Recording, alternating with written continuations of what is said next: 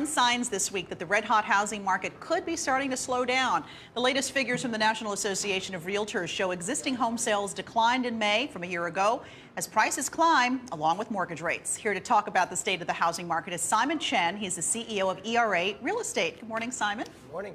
So we know that homes are moving pretty fast across the country. I'm curious what your franchisees are telling you about the state of the market right now. Sure. So, as you just mentioned, actually, we're seeing an awful lot of price inflation across the board, right? Even while the inventory is down. So obviously, it's what we would call a seller's market. You know, you put your home on the market, by and large, there's somebody out there that's probably hankering for it. An interesting dynamic, though, is there's actually a trend toward improving the presentation of your home. So sellers are actually, even though they know they can sell it for something, they're staging it more, they're preparing it more for sale, they're doing the renovation so that they can maximize the sale price of their home. So it's not just any home that's going out there and selling very quickly, it's the nicer ones, actually. So it's a little bit ironic. So there's certainly an inventory shortage. It's down to about 3.2 versus what we would consider in a healthy market of about 6. Wow. Right, so I mean, literally almost half of what a healthy market would typically have in terms of inventory, 3.2 months of inventory. So we're definitely seeing a lot of those dynamics in the marketplace. And to that end, because there's such a shortage of inventory, we're seeing prices go up. Housing affordability is now the worst it's been in nearly a decade. Is that purely because of prices, or now we have higher mortgage rates too? That's right.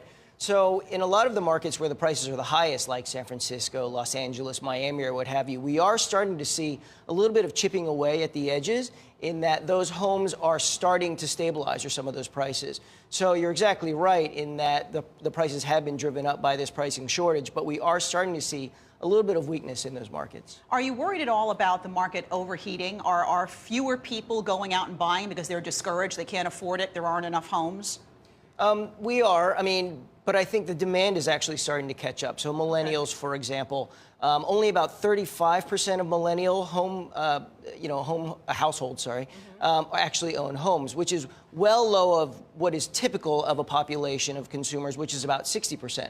So if you think about it, there's that pent up 25% or so of millennial homeowners that really, or not homeowners yet, that are really going to be looking to get into the market. So are they, would you say millennials are driving the market right now, the housing market?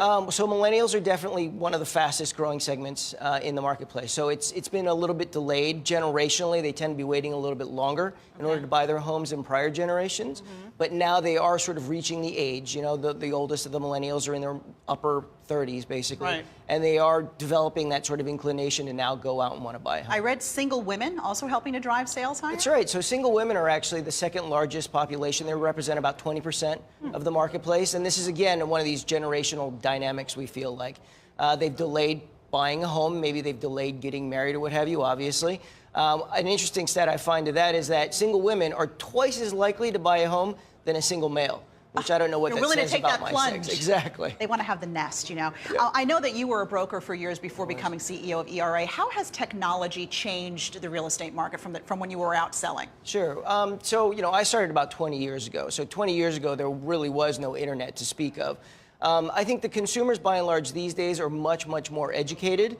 One of the great things about being with ERA is that we have the resources, the tools, and the scale to be able to build out a lot of those experiences that the consumers are looking for these days and provide them through our agents. So at Realogy, which ERA is owned by Realogy Holding Corp., we say we serve agents, and it's that we build the tools basically so that our agents can then more effectively serve their clients. Simon Chen of ERA Real Estate, thanks so much for being here. Thanks so much. Appreciate it.